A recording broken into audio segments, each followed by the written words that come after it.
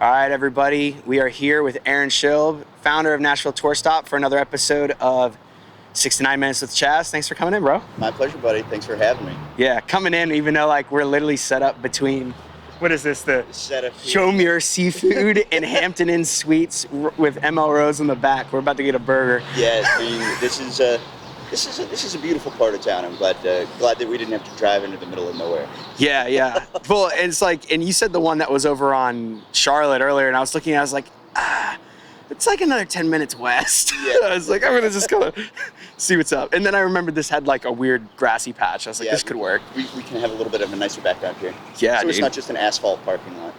Exactly. Dude, so for anybody who doesn't know you, which would be kind of impossible at this point, I think, but yeah, just tell everybody, who you are, where you're from, and how we know each other and stuff like that. I am from Columbia, Missouri. I met you at I think it was at Belcourt Taps, an old bar here. Yeah. Here in Nashville. I was running a show that I founded in 2018 called Nashville Tour Stop that does writers' rounds, acoustic showcases, full band events, and we have a podcast of our own, and we do networking events around town to get the community engaged with each other. So it's a little bit of everything. Yeah, and this podcast is actually on it's on the Tour Stop network. The podcast network. Yeah. I just was doing a bunch of the uploads today and all that. But also I was thinking today, I was like trying to mentally like think of like a couple things, and I noticed that like you're probably single-handedly responsible for 90% of the people I know in this town. Am I really? Yeah, or at least the ones that I've like maintained like positive connections with, or like people that I've stayed with for like the last like, it's about 5 years now, or it's about to be 6 in January. That's been a huge part of what I wanted Tour Stop to be, because when I first moved here, it was so hard to get involved. And then you'd go meet people, and they were just short, like they didn't want to be involved with new people. It was really cliquey. And I was like, man, I want to start my own club, except make it open to everybody no matter what. Yeah. And I was just like, I hate even using the term like pruning, but I pruned the people who weren't nice and welcoming. And as a result, now, 7 years later, everyone who's involved is super chill.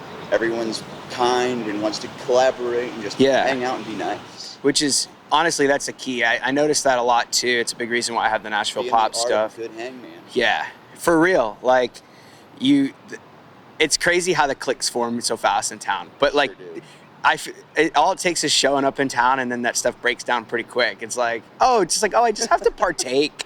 I just have to be a piece of the community. I literally just have to be part of the thing I want to be part of. Exactly. Who would have thought? Dude, it's nuts, man. And then, I mean, crazy stuff as well is like you also do the music as well. I know you haven't done a serious project in a minute, but you've had a couple of those really hilarious parody ones. But then also like you did I remember a couple years ago, like you did a whole album project, and then you had a whole like documentary about it. Yeah. And it was just badass, dude. I just remember when it was happening, I was like, dude, this guy he's nuts, dude. He's just like doing everything. I started wanting to be like a rock star, like electric guitar player, and then you kill it out there, bro. You play great. And I couldn't play my electric guitar, my amp and stuff, so I started writing these acoustic songs. And then like my first artist I really fell in love with, honestly, was Weird Al. Dude, I loved Weird Al, bro. He's so good. It made so much sense for me to transition into writing parody music, which like I'll write parodies of popular songs. Like I did a parody of Harry Styles' Watermelon Sugar, except it's just about eating pie. I want to eat a lot of pie. It's just stuff like that. But when people hear it live, they're like, all right, this is pretty fun. I mean, yeah, and it's funny because like for me, it's like entertainment is such a big scope. Sure. Like there's always gonna be like the person that's writing that sad song that's gonna make your heart wrench, but who out here is trying to make people happy? I know. And also like it's just fun to kind of break the noise a little bit and have a little bit of that. I mean, you still got your serious songs and you do your co-writes and all that too, and it still hits. But there's something about like whenever you bust out, like, don't invite me to your wedding unless there's an open bar. And it's like that stuff is just great because we're all out there. It breaks up that whole mentality of like, this needs to be work all the time. Right. We need to be focused on making the great. It needs to be fun. Like literally, I feel like 90% of musician life is like, we just want to make like cool shit with our friends. Yeah. And then we get out here and we're like, oh, I got to do this. I got bills to pay. I have dreams of being Taylor Swift. Like, and it's like, whatever. And it's like, oh, wait a minute. No, I just need to grab a beer and just like chill. Like, one of the things I noticed is like so much of the stuff that blows up on TikTok isn't this hyper produced, like sad or really emotional content. It's the whole like POV, like check out what happened. Yeah. And that's the energy I try to bring to those funny songs. Is just check out what I thought of. Yeah, man. It's seriously, I've always been a fan of like you and the Tour Stop, and then we've been friends for years now. But like, and I'm finally like, it's finally like we're actually able to hang out and stuff now.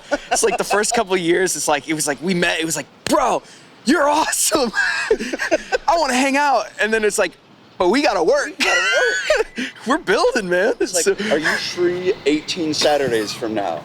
Can we hang out in 6 months from now? Does that sound good? It's amazing. And then we do, dude. We literally, it's funny. It's like today we're hitting the podcast thing first, but usually we're just like, it takes us like what? I think last time we met up, it took us like 45 minutes to get in. Get to the work because we're just talking. Like, and it's usually talking about nothing. Bro, it's our timer. It is usually talking about nothing. So that's 6 minutes. So what we got now is it's just like 3 minutes. We're gonna talk about basically just anything that the people who are listening can expect from you, Tour Stop, or whatever's just on your radar for the rest of the year. So this podcast will be coming out in December. So like anything going on to look forward for end of 2024, 2025. So the stuff that I'm working on right now for the end of 2024, I've got a couple more big shows at the Listening Room, which is like the premier songwriter venue here in Nashville. We just played the couple weeks ago. It was awesome, bro. Yeah, you played it was one. honest. I have nonstop been ranting about it because one is like we sold 75 tickets for the show. Yeah. So after the in split, the middle of the afternoon, at a 1:00 show, on a weekday too. On a weekday, it was a Thursday. It was so 75 tickets was great, and then after the splits and everything like that. But then when I made the offer for the just donate for my CDs, bro. Like at the end of that event, it was $200 for me. Yeah. So like, I played 4 songs, and I got to feel like a rock star and make some money. I was like, it was incredible, dude. Like to have that audience, and then like, thank you so much for that. That dude. direct engagement is so hard to find in Nashville, and that's one of the venues where you can absolutely find it. Exactly. And so yeah, thanks. Shows, and I'm playing on our 1000th show right now. Oh my God. That'll come up early 25. Jeez, 1,000 already? 1000th show, man. Bro, we got to get another. We got to get another tour on the books, bro. I know we do. We got to get back on the road. Because you guys you've been a little bit all over. You did New York. You guys have been down in Florida. You guys. Yep, we've been around. It's that was the original idea for the show, is to tour songwriters, and then it like shut down with COVID and everything. But I'm trying to get back into it. Yeah, dude. I mean, I'm here for the ride, bro. I'm here for it too, baby. Dude. All right. Well, anything else you want to let anybody know about stuff to look forward to? I mean, you got the Listening Room shows coming up. I just saw you posted another flyer. Yeah. Like what else you want anybody to know? If anybody's wanting to get involved or like learn about the Nashville Tour Stop, there's so many ways to be involved, whether you're like fresh off the boat or you're a seasoned veteran. Like there is a place for everybody, no matter who you are, what you do, what kind of music you do. I call it genre fluid. Yeah, that's true. It's like, and you actually do a really great job of putting people in, like mixing the genres too. It's like you put people together well. I remember I actually just had Gracie on, Gracie Carroll, which you put me on the round with her. And the same thing with Fiona, which I know she's running around doing her own thing. But like those are two of like my favorite people in this town that I've met, and they literally were direct because of the rounds you put me on. Because of the rounds. Yeah. And that's how so many people make friends, is these rounds. And a lot of people will say that writers' rounds are like, you don't get paid for it, so what's the point? I'm like, the point is making friends, man. Making friends. Let it just be about going and meeting new people. Exactly. And buying like a side of fries or a drink to support. Because like it's great to show up, whatever, but it's nice. Like skip the coffee in the morning. Go have some fries. Go get a Fat Tire, or get a Greenbrier, whatever supports the community. Dude. All right. Timer. Well, we got one more minute. Okay. This last minute is real quick, and it's just to kind of plug up. So we already kind of transitioned into it, but if somebody wants to get involved, like how do they find you? Like obviously reading is important, like anybody. Like read the text, read the notes, read the websites. Like all the information is readily available right there. Very and the less of a headache you make it, the more likely we will respond.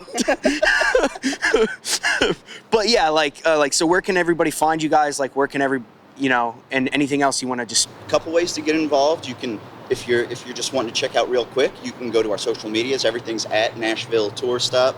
And if you want to learn a little bit more, like get into some of the nitty gritty details, or you want to submit to perform, NashvilleTourStop.com's got all the info there. There's a contact form that goes right to my email, so you get a direct line to me. Heck yeah. And it's got a whole list of all of our shows, so if you want to come see Chaz play, we'll probably have that listed there. Dude, that's it. I mean, that was perfect timing. Literally right on the money. Well, guys, thanks for tuning in for 6 to 9 minutes with Chaz and Aaron Schilb in the Nashville Tour Stop. Thanks for coming in, bro. Pleasure. Or meeting me out here. So, Thank you, sir. Yeah.